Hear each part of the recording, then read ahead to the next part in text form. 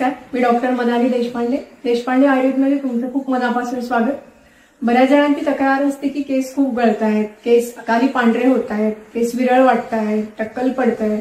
तर यावर आपल्याला काय करता येईल, याची कारणे काय आहेत, तसेच आयुर्वेदामध्ये प्रत्येक प्रकृतीनुसार केसांची रचना सांगितलेली आहे। प्रकृतीनुसार केस कसे असतात हे सांगितलेले आहे। तर याबद्दलची माहिती आपण आजच्या व्हिडिओमध्ये घेणार आहोत। तर यासाठी व्हिडिओ शेवटपर्यंत नक्की बघा। व्हिडिओ आवडल्यास लाईक करा, शेअर करा, चॅनलवर नवीन असाल तर सबस्क्राईब करा, म्हणजे नवनवीन व्हिडिओ तुमच्यापर्यंत पोहोचतील। आयुर्वेदामध्ये 3 प्रकारच्या प्रकृती सांगितलेल्या आहेत, वात, पित्त आणि कफ। तर प्रत्येक प्रकृतीनुरूप केसांची रचना असते आणि केस कसे असतात ते ठरते। तर वात प्रकृतीचे लोक बघायला गेली तर त्या व्यक्तीचे केस हे रुक्ष असतात, विरळ असतात। त्याचबरोबर पित्त प्रकृतीच्या व्यक्तींचे केस हे साधारण विरळ असतात, त्याचबरोबर पिंगट असे असतात, म्हणजे अगदी काळे कुळकुळीत नसतात। ते जर कफ प्रकृतीच्या व्यक्तींचे केस बघायला गेले तर ते दाट असतात, काळे असतात आणि त्यांना स्निग्धता असते, म्हणजे ते रुक्ष नसतात।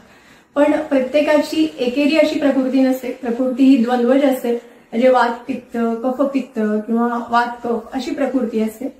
तर ज्या दोषाचं आधिक्य असतं त्यानुसार केस तसे तयार होतात, म्हणजे केस तसे दिसतात। याचबरोबर पित्त आणि वात प्रकृतीच्या लोकांचे केस हे दाट असे नसणार आहेत, म्हणजे जन्मल्यापासून त्यांचे केस असे विरळ असेच असणार आहेत।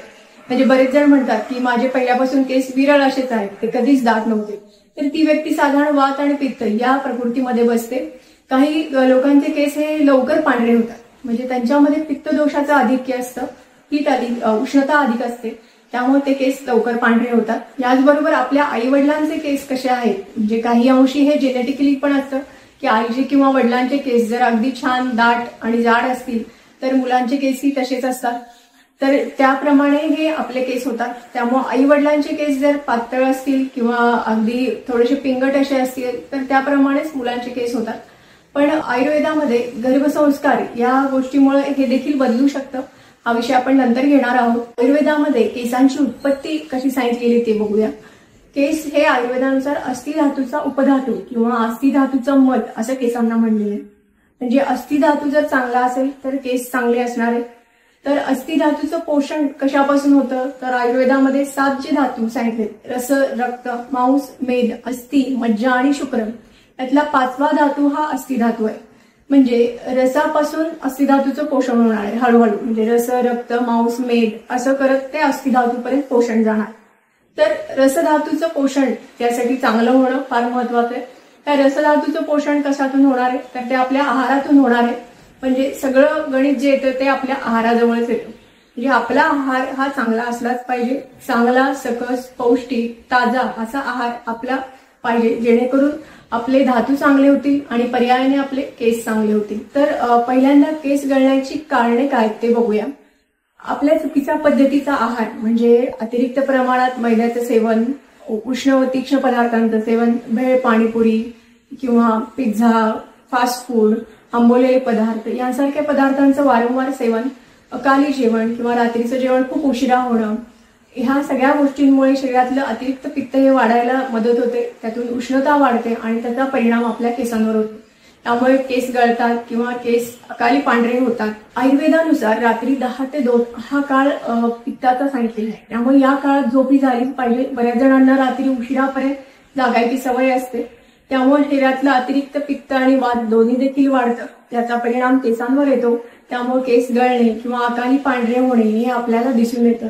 त्यामुळे शक्यतो जास्तीत जास्त 11 पर्यंत किंवा 11च्या आत आपल्याला झोपवे गेलंच पाहिजे, आणि शरीरातलं पित्त वाढणार नाही। केस मोकळे सोडणे, म्हणजे केस गाडीवरून जाताना वगैरे केस मोकळे सोडणे, उन्हामध्ये जाताना केसांना स्कार्फ न बांधणे, यामुळे देखील केस गळण्याचं प्रमाण वाढतं। जसं एखाद्या वेलीला आपण आधार देतो आणि म्हणजे वृक्षाचा वगैरे आधार देतो, त्यावेळी ती वेल छान वाढते।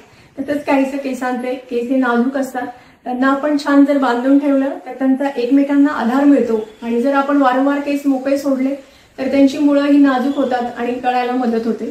त्यामुळे केस शक्यतो बांधून ठेवा, केस मोकळे सोडू नका। केसांवर विविध रसायनांचा वापर, म्हणजे वेगवेगळे शॅम्पू बदलणे सारखे किंवा वेगवेगळ्या क्रीमचा वापर करणे, हे देखील केस गळण्याला कारणीभूत असतात। त्यामुळे वारंवार शॅम्पू बदलणे किंवा खूप स्ट्रॉंग शॅम्पू वापरणे शक्यतो टाळा। तसेच केसांना डाय लावणे ह्याने देखील केस गळण्याचे प्रमाण वाढू शकतं. त्याचबरोबर काही वेगळ्या ट्रीटमेंट म्हणजे केसांचं स्ट्रेटनिंग करणे किंवा केस सरली करणे, की जे उष्णतेशी संबंधित असे जे केसांची ट्रीटमेंट आहे त्याने देखील तात्पुरता फरक दिसतो, पण लॉंग टर्म मध्ये त्यांनी केस गळण्याची शक्यता जास्त असते. त्यामुळे हे शक्यतो सगळं टाळा. बऱ्याच जणांना डोक्यावरून गरम पाण्याने आंघोळ करायची सवय असते. अगदी खूप गरम पाणी डोक्यावर घेतलं जातं. यामुळे देखील केसांची मुळं ही नाजूक होतात आणि त्यामुळे देखील केस गळतात. त्यामुळे शक्यतो डोक्यावरून गरम पाणी घ्यायचं टाळा.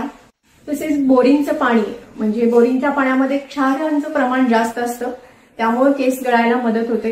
त्यामुळे शक्यतो बोरिंगचं पाणी केस धुण्यासाठी वापरू नका. काही जणांना अतिरिक्त घाम येतो म्हणजे केसांमध्ये खूप घाम येतो किंवा ओव्हरऑल शरीरात खूप घाम येतो. शरीरातली उष्णता खूप वाढलेली असते, त्यामुळे अति घाम येणे हे देखील केस गळण्याचं कारण असू शकतं. त्यामुळे देखील केस गळतात. अतिरिक्त प्रमाणातला स्ट्रेस आणि ताण हे देखील केस गळायचं एक कारण आहे. त्याचबरोबर काही आजारांमुळे देखील केस गळतात म्हणजे हायपोथायरॉइडिझम, हायपरथायरॉइडिझम, पीसीओडी यांसारख्या आजारात देखील केस गळतात. तसेच आफ्टर डिलेव्हरी किंवा तसेच एखादा आजार होऊन गेला असेल, टायफॉइड, मलेरिया, डेंग्यू यांसारख्या आजारानंतर देखील केस गळतात. बऱ्याच वेळा असं होतं की आपण बाहेरून विटॅमिन घेतो, कॅल्शियम घेतो, तरी देखील केस गळायचे थांबत नाहीत. तर आयुर्वेदानुसार याचा संबंध हा अस्थिधातूशी आहे. म्हणजे आयुर्वेदात प्रत्येक धातूचं पोषण हे त्याच्या आधीच्या धातूपासून होतं. म्हणजे अस्थिधातूचं जर पोषण बघायला गेलं तर हे त्याच्या आधी मेद धातू आहे ह्यापासून होणार आहे. म्हणजे या रसापासून येणारी सगळी पोषण द्रव्य ही मेदापासून अस्थिधातूला मिळणार आहे. पण ही पोषण द्रव्य फक्त मेद धातूपर्यंतच थांबली आणि फक्त शरीरातली चरबीच वाढायला लागली तर जी पोषण द्रव्य ती अस्थिपर्यंत पोहोचणार नाही आणि केस गळायला चालू होते. पण हे वजन अतिरिक्त वाढलेलं असणार आहे आणि ज्यावेळी आपण बाहेरून सप्लिमेंट घेतो तर त्याचा काही उपयोग होत नाही. त्यासाठी आपल्याला पहिल्यांदा मेद धातूवर काम करायला लागतं म्हणजे चरबी शरीरातली अतिरिक्त कमी करायला लागते. त्यानंतर मग ते पोषण अस्थिधातूपर्यंत जाईल आणि मग केस गळायचे थांबतील. तसेच पुढच्या व्हिडिओमध्ये आपण गळणाऱ्या केसांवर काय उपाय करता येतील किंवा केसांची निगा कशी राखावी ह्याबद्दल पाहणार आहोत. तर आजचा व्हिडिओ कसा वाटला हे मला नक्की कमेंट करून कळवा. परत भेटूया, तोपर्यंत धन्यवाद.